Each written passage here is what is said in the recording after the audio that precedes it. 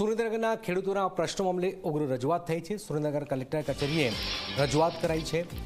ખેડૂતોની સાથે વિરોધમાં કોંગ્રેસના આગેવાનો જોડાયા છે। ખેડૂતોને નુકસાનની સહાય ચૂકવવામાં ભેદભાવ થયાનો આરોપ છે। જમીન માપણીમાં પણ થતી સમસ્યાઓ મામલે વિરોધ વ્યક્ત કરાયો છે।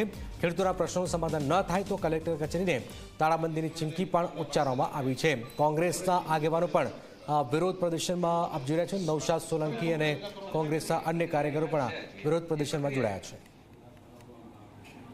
ત્યાં સાથે બેસીને નિર્ણય લેવા